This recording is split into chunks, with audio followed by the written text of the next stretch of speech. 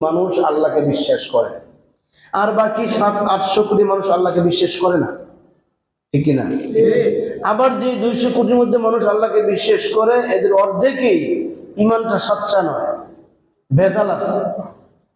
আবার যাদের ইমানটা সাচ্চা আছে, এরা পরিপূর্ণভাবে উদখুলু ফিস-সিলমি কাফা, আল্লাহ যে বললেন যে আমার ইসলামে তুমি পরিপূর্ণ দাখিল হও, আবার এই পরিপূর্ণ দাখিল যারা হচ্ছে না, আবার পরিপূর্ণ দাখিল যারা হচ্ছে, তারা মাঝে মধ্যে শয়তানের ধোকায় পড়ে, অন্তরের তাড়নায় পড়ে, ফ্যামিলির চাপে পড়ে, স্ত্রীর মন খুশি করতে গিয়ে, সন্তানদের মন খুশি করতে গিয়ে, নেতার মন খুশি করতে গিয়ে, পীর সাহেবের মন খুশি করতে গিয়ে মাঝে মধ্যে অন্যায় কাজ করেও বসে, ঠিক কিনা?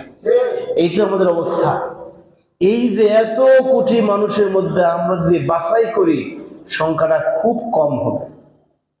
তারপরেও আল্লাহ তাআলা সমস্ত মানুষের প্রতি আল্লাহ তাআলা সমানভাবে তিনি রহমান। সুবহানাল্লাহ।